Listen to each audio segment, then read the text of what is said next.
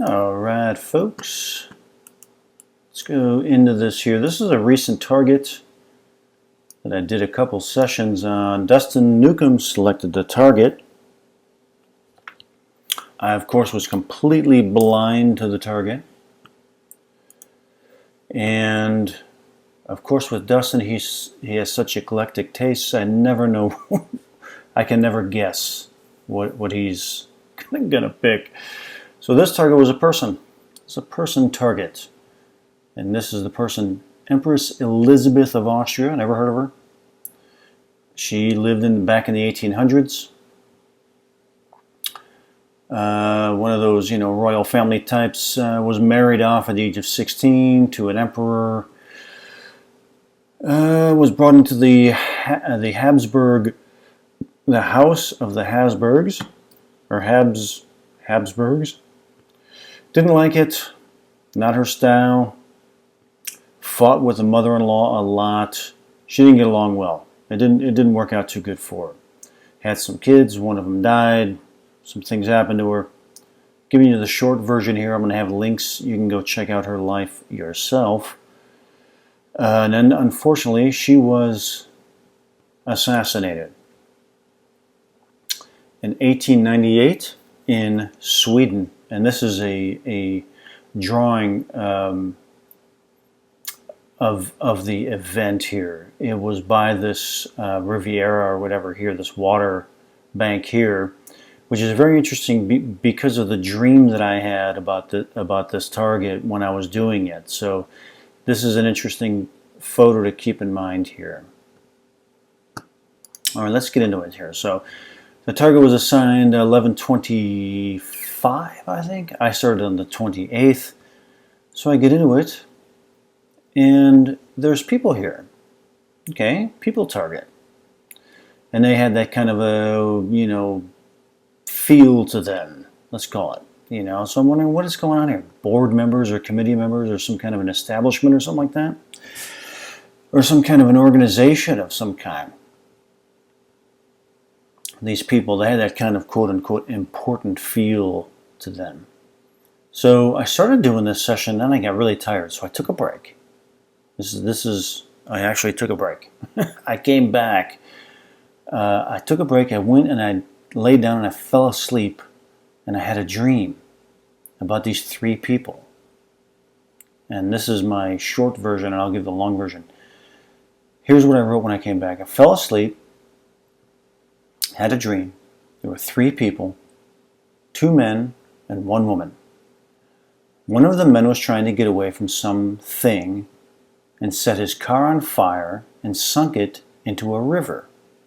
Then said, "They will think I'm dead."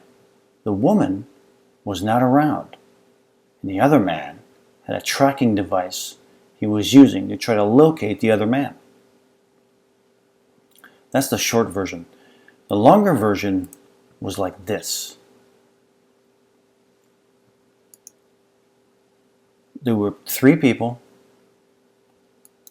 and this guy here was the one with the setting fire thing. So this is what happened in the dream.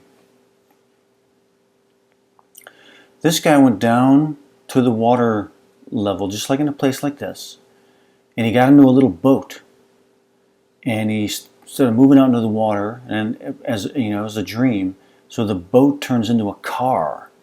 So he jumps out on top of the car, and he lights the car on fire, and he jumps and he swims to the other side here. And then he says, "They'll think I'm dead." Like he was faking his own death or something like that. And the woman was nowhere to be found. The other guy was like a police officer, and he was coming in like a precinct, and he had like a GPS, and he was going to locate the guy with the GPS. This was the dream. So I come back, try to get a little more done in the session. Here's what was coming into my mind. This was influencing me because I knew I had a dream that was related to the target. an involvement. People involved, like in a case or case study, a person or people are involved. But what are they doing, I'm wondering? Looking for someone or something, investigating something. Is there a missing person? There is that sense, as per my dream, of people doing something in which one person considers or does fake his own death in order to cover his tracks. That was per the dream. Why would he need to cover his tracks, though, I wonder? Why the need to disappear? See, this is where it kind of blends in with the characters here, because I'm not sure which character I'm focused on. It should come to an event in which lives are suddenly changed. Some or one does not want to answer questions about it. Questions about what, I'm wondering? The disappearance of someone or something. Okay, well, that's interesting. We'll move back in time to the catalyst of this event. What happened? And here is this person. Someone is agitated, even angry. Like something is not going his way. He's clever and is attempting to escape something. Ramification for things done. Even redemption. Redemption, though? What one feels when faced with the abyss. A sudden feeling of smallness when at its mercy. So I'm wondering if this person here is this Luigi guy who was an anarchist who went to kill some other royal person. They ended up killing her as some kind of anarchist duty to do that, you know. And then he got caught, and he got put in jail. He wanted to go out of a martyr. He wanted to be executed, but they didn't do it. So he ended up having to go to prison. And years later, he killed himself. So I'm wondering if this person may have been that person. So that was the end of the first session. But it does have elements of the Empress as well. So I come back a couple days later. In the meantime, I'm letting all that stuff kind of sink in. And here I start in the second session. Here's this woman in this silky, elaborate, embroidered dress. Kind of like that. See if they got some other. Here's pictures of her. She was quite the snazzy dresser. There's another one there. So she's in this embroidered dress. Silken, old school looking thing. This person is wearing an interesting outfit, I say. It's either a woman in a dress or a ceremonial outfit. It's almost like an apparition. It's kind of like a ghostly thing. But what is this about, I wonder? The placement of people. Well, what does that mean?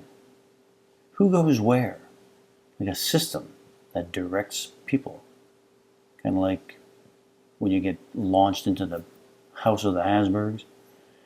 But directs them how, I wonder?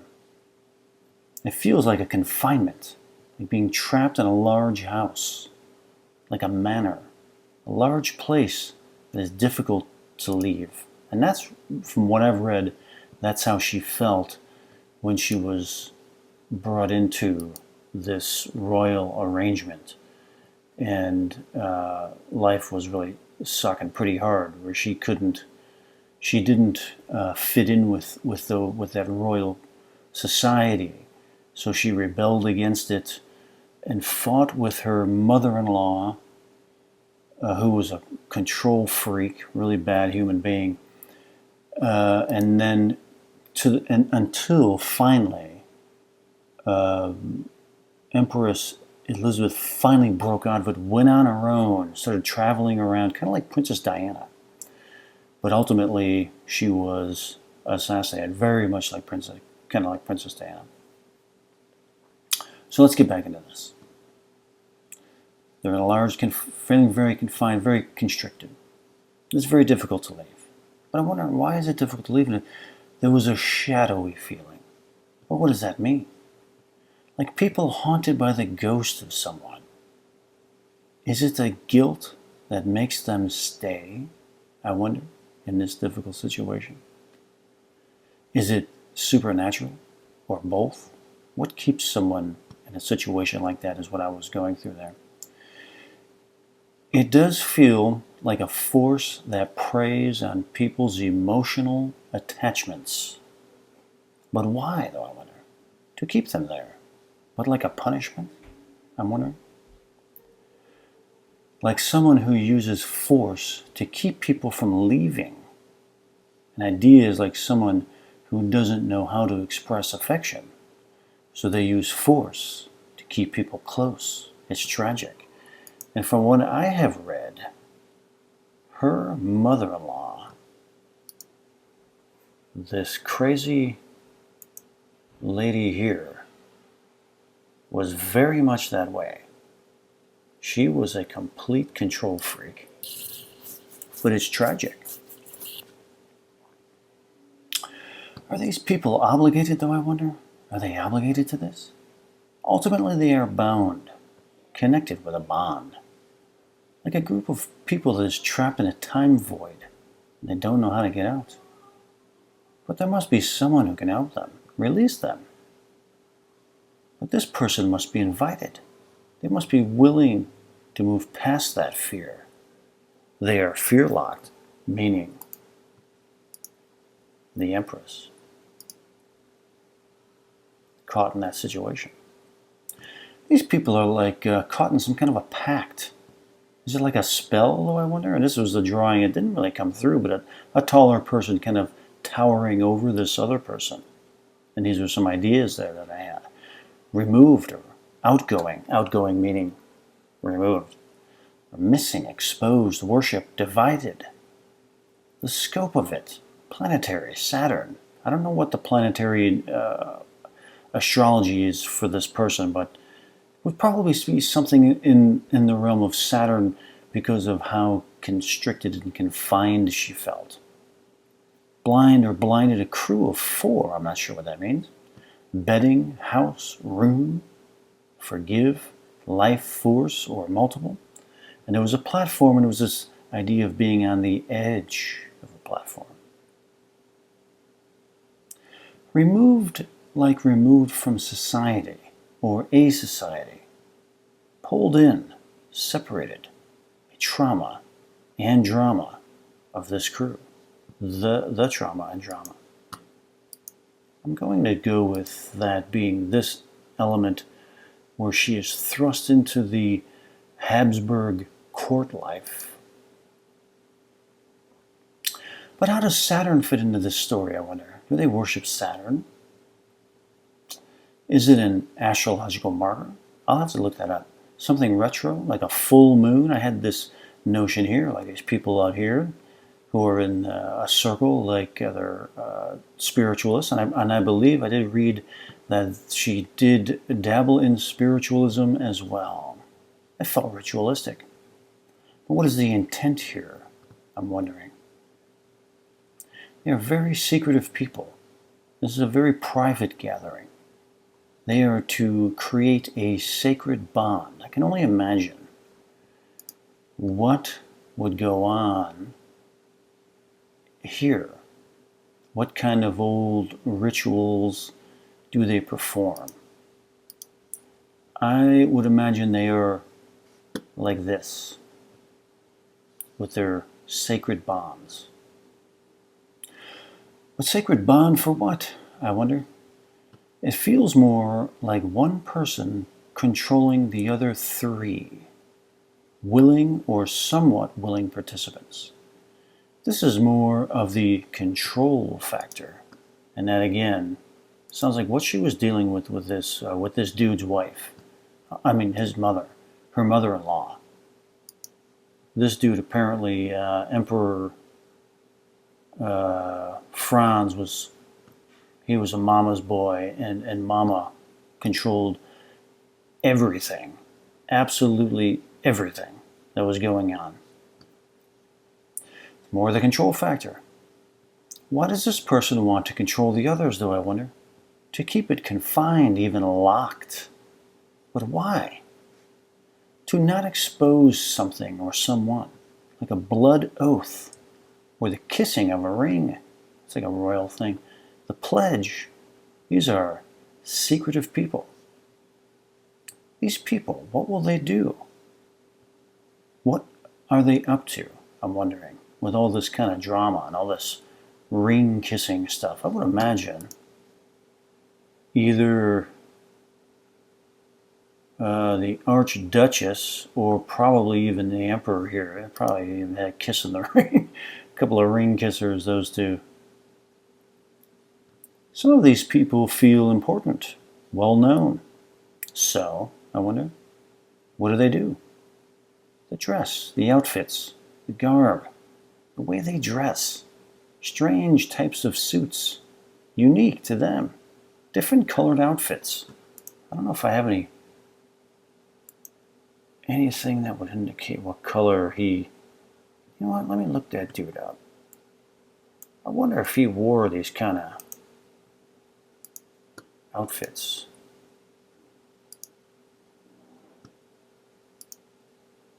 Anything colorful?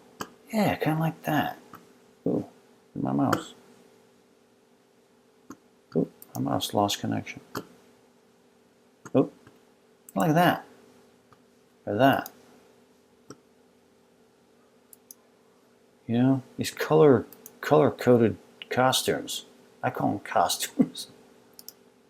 They wear a lot of costumes, these people. But like that.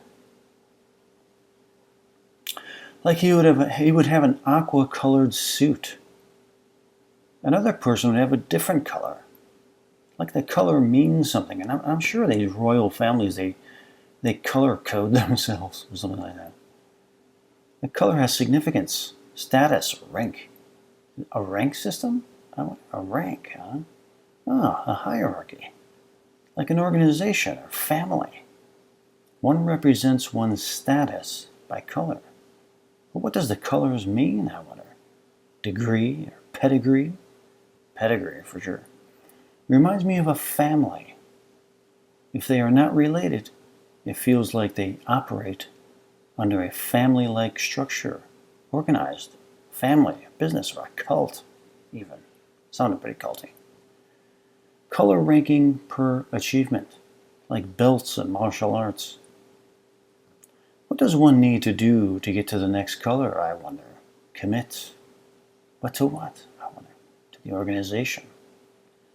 Be mindful what one commits to.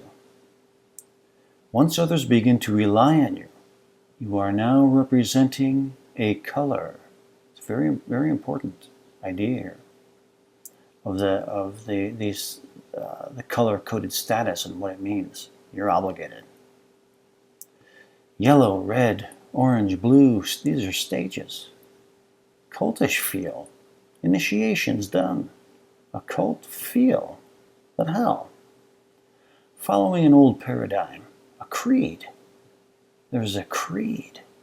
There's a creed here. It goes back like the year 900 AD. Going back. I don't know how far back they go. Maybe they probably go back that far. You know what? Let me look. Let's look for JoJo. I wonder how far back his line goes.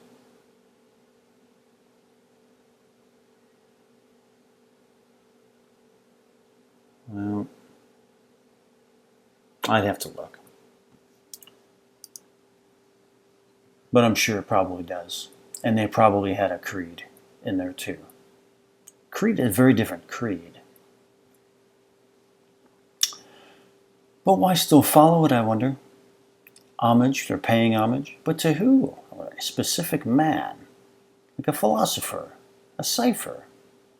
Putting things into riddles. A decoder. A cipher is required. I wonder what that cipher is. If you have a sacred text that is written in a special dialect, then you need the mechanism to decipher the message. What is the message, I wonder? The riddle. It's like a coming-of-age story, like a prophecy, a code. Coming-of-age story. That's her.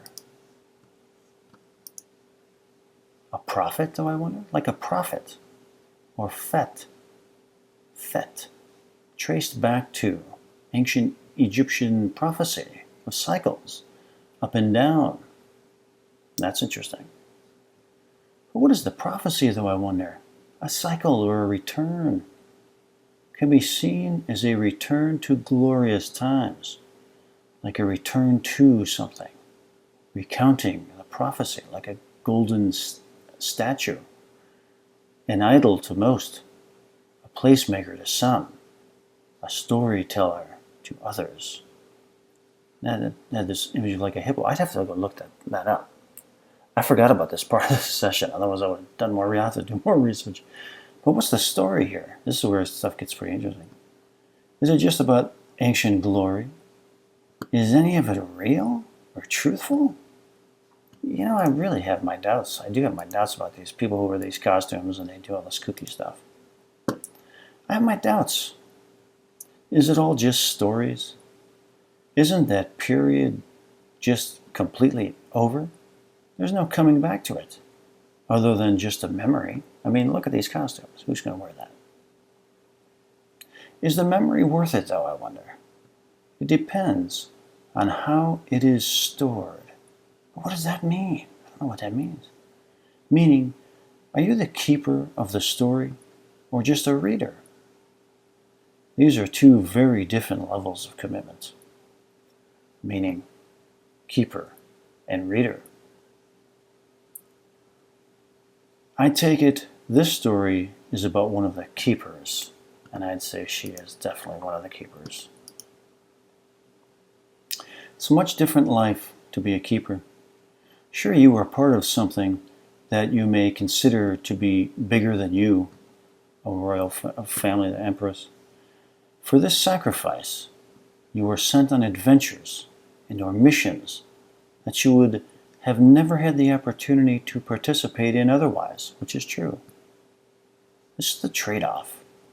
Your life is a keeper of this, like an agent.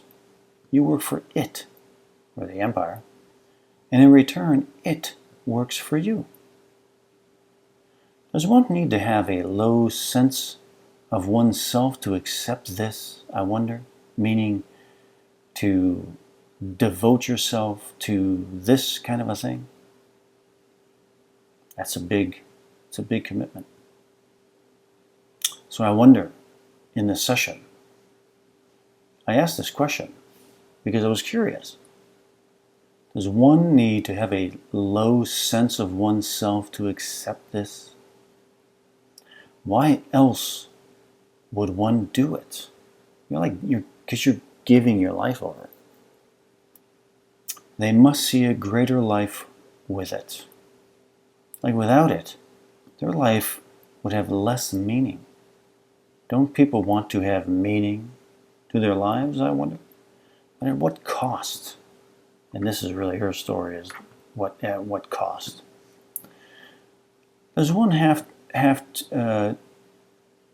this is my question. But at what cost?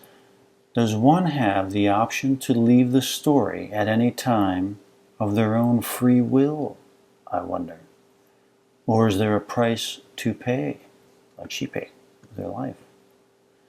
What if that price is too big, though, I question? Meaning the price to leave this structure. What if one doesn't comprehend that part of the story? Meaning, what if you find yourself in that situation and you don't contemplate these things until it's too late? Are they then trapped within it? I would say yes. If so, how do they get out? One would need to know there is an option key.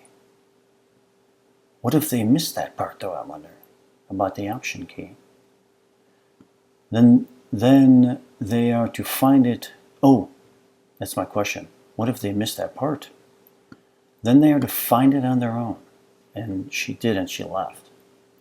What is the option key, though, I wonder? How does it work? A man must understand fate. Fate is a mathematical equation, a clock with hands and spindles. Once that clock gets wound, the individual is then tied to its schedule of ticks. And if time runs out, I question, ha ha, is the answer. It gives meaning. But now I wonder, is it a game with players? The option key. Does anyone read the fine print, I question? It's the key to the exit. If one leaves, do they regret, though I wonder, being so tied into this thing? There is comfort in bondage. With the key in the exit lock, is it well, that was a statement. There's comfort in bondage in this royal life. Then here's a question. With the key in the exit lock, is it cold behind that door? I wonder. You have to open it to find out for yourself. This is what keeps so many in the story. There is comfort in bondage. Like a baby in a manger. It can hold you, keep you warm, even safe, or so you were told. Anyway. What existence is beyond that locked door, though, I wonder?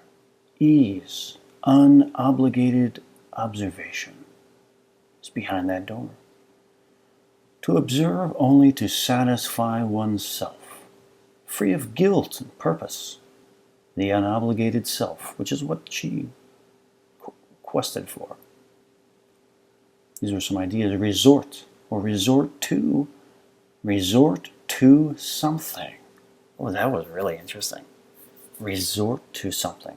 But what does that mean, though, I wonder? To settle something, to narrow down, to make a decision that could be seen as forceful, a way of getting what one wants, potentially done in ways that some others would deem unethical, or potentially as an act of desperation. Desperation is a state that is or can be seen by society as inept, which is, from what I've read, how she felt. An individual in a state of desperation can feel the reactions from society as a whole. And in this feel, I am going to go here to the royal society that she was in, where she felt so desperate. Typically, or at least the individual might think typically, society judges the desperate. The desperate are seen as judged as weak and pathetic, which is how at least the mother-in-law and the other royals saw her, unable, incapable to attain in society. Even apparently, she gave birth to 2 daughters, and they thought she was going to be unable or incapable of bearing an heir to the thrones, but eventually she did. So she did go through that. In an attempt to escape this reduction in society's status structure, the desperate one works in stealth to get what he or she is wanting. This situation has this dynamic within it, her situation. An act or acts of desperation being acted out in and around society. Well, what is the desperate act in regards to this tasking, though, I wonder? What is the judgment of society? And here's the individual, and here's society. Interesting shape, because it looks kind of like some kind of royal castle or something like that. What would this person do to get the judgment of society? Oh, hang on. Turn that out. What would this person do to get that kind of judgment? What is society's final judgment on this person? The individual has now taken on far more obstacles and challenges in his or her effort to get what he or she wants. Many obstacles. This tasking as an individual with this dilemma, that was the tasking. The desperation, once exposed, can then be exploited by both sides. And it was. The individual in this task can accept being excommunicated, exiled, and expelled by and from society, and will exchange despair for resolve. The resolve is now greater than despair, and that is, she finally broke out of that mind space and started living her own life. This target or task deals with this individual's resolve despite society's stance. He or she no longer requires it. This person thinks differently and no longer apologizes for it. See, what I read was that she decided to finally leave and spend her life traveling through Europe and, still, as the Empress and all that kind of stuff. And even incognito, that's when she got killed. But she was finally like, screw you people, I'm doing what I want. And she went to hospitals where people were dying from illnesses and sat with the sick, just like Princess Diana. That's why that cycle thing is really, really interesting, because they do compare her, Princess Diana, to her. Because she would visit the sick and do all that kind of, the poor and all that kind of stuff. And she filled her own tank. But this person thinks differently, and she didn't apologize for it. She was tough. At this point, I don't feel at liberty to say or make the call of whether or not it's good or bad. Only that it exists as a real situation. To go from a person who resorts to into a person who does not feel confined to society's rules, that's a big deal. This is more like a free person. There is a major release that one feels when they no longer accept that title. And apparently her husband, Franz, Emperor Franz, she was just like, dude, I'm going traveling, don't mess with me, I'm doing my own thing, and if you don't like it, I'm going to bitch slap you. And apparently he just let her do what she wanted. Later on in her life. It's a mind release. Once this individual ceased to waste mental and emotional energy caring about the acceptance of society, his or her mind was freed up of processing power. It's a limiting relationship to be in line with the confines of a society structure of any size. What does this individual do with all this freed up mental and emotional energy? There's a sense of strength to hold one's head high, still walk among society. This person no longer feels the need to hide. It's like a scientist who now can push the boundaries of what is known, like a Galileo type. It may feel lonely with the notion of excommunication, but the rewards are far greater. It's this person's work that matters most to them. To feel this level of connection to society, this person must have had a place in it, enough so to produce this level of an event, like an Empress. I feel like I am observing someone in the past.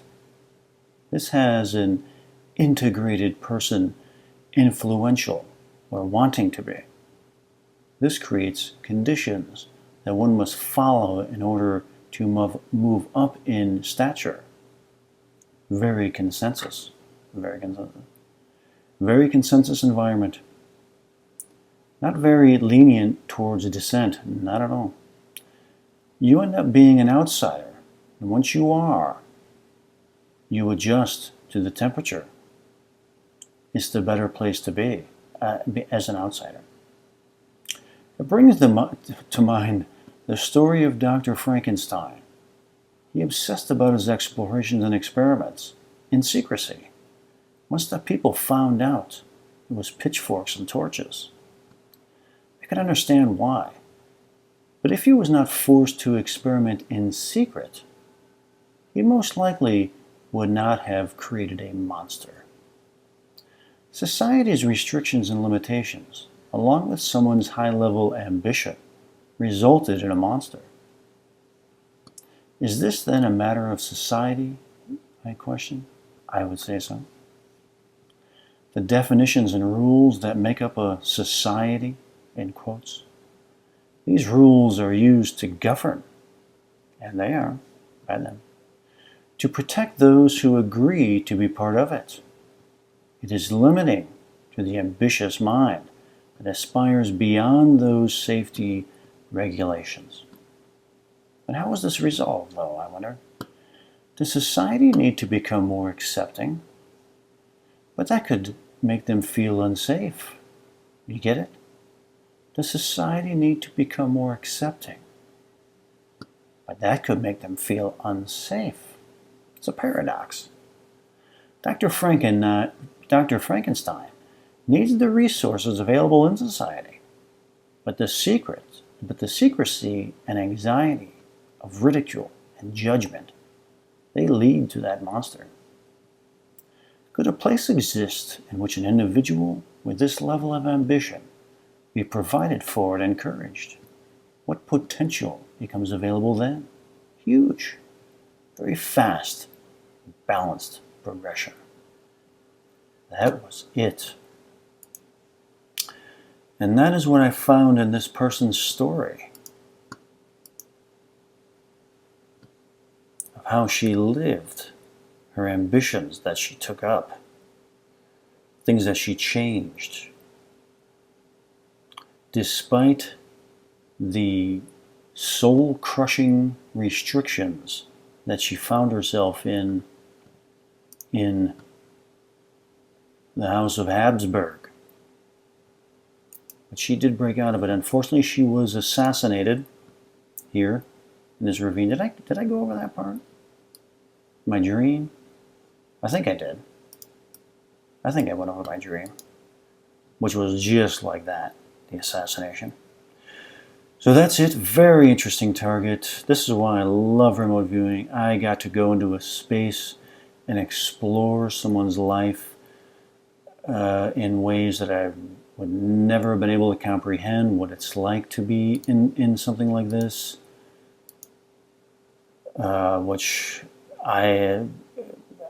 remote viewing is really the only way that I could ever even come to comprehend what it would be like to be thrown into a situation like this. So that's it. That's this target. I hope you enjoyed it. It was a fascinating adventure for me, and many more to come. Thank you so much.